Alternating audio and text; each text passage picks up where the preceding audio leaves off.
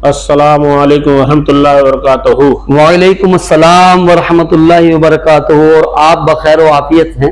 अल्हम्दुलिल्लाह अल्हम्दुलिल्लाह। माशाअल्लाह। हजरत, आपसे गुजारिश थी। जी इरशाद फरमाएं हाजी साहब। आजकल गाली देने का बहुत रिवाज चल रहा है।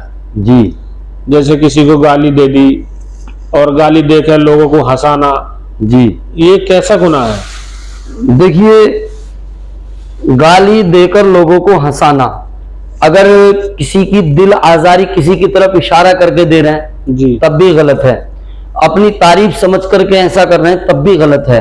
अच्छा, हाँ बिल्कुल, हर हाल में गाली गलत है। इसका एक अल्फाज मैं आपको बताऊं, जी, शरीयत में है। अल्लाह के महबूब सल्लल्लाहु ताला अलैहि वसल्लम की बड़ी प्यारी हदीस है। आका कौनैन सल्लल्लाहु ताला अलैहि वसल्लम ने इरशाद फरमाया कि आप अगर किसी से कलाम करो तो सबसे पहले उसको सलाम करिए। बेशक।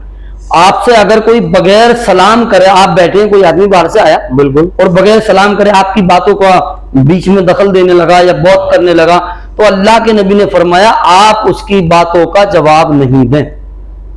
यहां तक हदीस में जुमले हैं। अच्छा, आप उसकी बातों का जवाब न दें। उस आने वाले को चाहिए कि वो वापस जाए, फिर आए दोबारा और आने के बाद सलाम करे और फिर कलाम करे। तो जाहिर सी बात यह कि अगर इस्लामी तरीके से हम और आप गुफ्तगू करेंगे तो गाली तो बीच में आ ही नहीं सकती। बिल्कुल सही बात है। सबसे पहला तरीका इस्लाम में है सलाम का। गुफ्तगू हाल चाल पूछने से भी पहले है सलाम, बिल्कुल, उसके बाद है कलाम।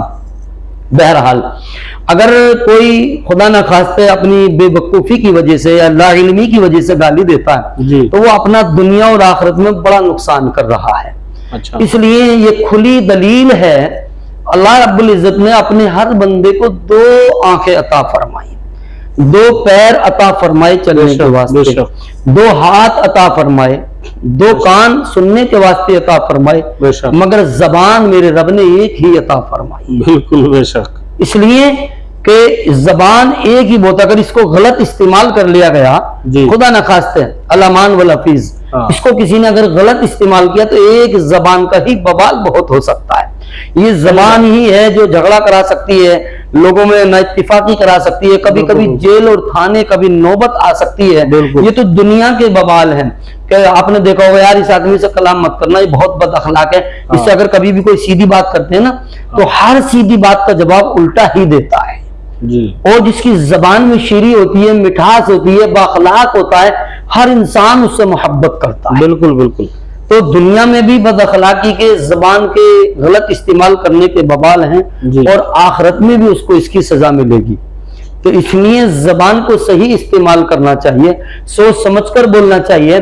जैसे कि एक जुमला बड़ा मशहूर और बड़ा फेमस है, लोगों को आपने कहीं बोलते कहते सुना होगा कि पहले तोलो और फिर बोलो।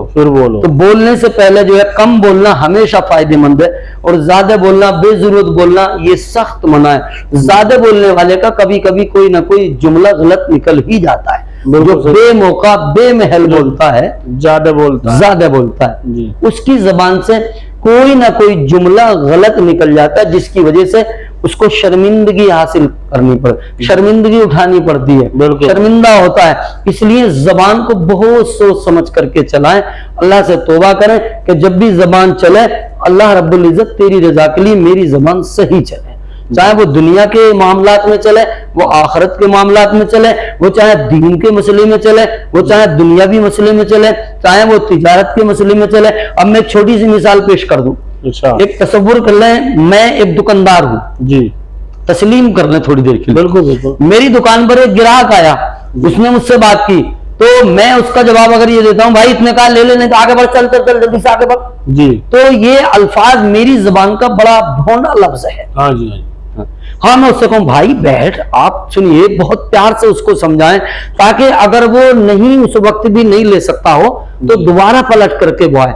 आपके अखलाक, आपकी जबान अगर अच्छी होगी, उस वक्त उसने वो सौदा आपसे ना खरीदा तो गुंजाइश, चांसेस हैं कि वो दोबारा पलट करके आएगा। मगर हम क्या करते हैं, दोबारा आने का मौका ही नहीं देते हैं उसको, पहले ही में इतना उसको बोर कर देते हैं, इतना कंफ्यूज कर देते हैं कि वो दोबारा हमारी दुकान पर चलने का नाम ही नहीं लेता। तो ये जबान है, अखलाक है। और बड़ी बड़ी बहुत मशहूर बात है कि हम एक कागज को कितने पैसे का भी बेच सकते हैं, अलबत्ता झूठ ना हो اور بد اخلاقی نہ ہو. جی اللہ رب العزت ہمیں اپنی زبانوں کی حفاظت کرنے اور صحیح بولنے کی توفیق کار عطا فرمائے.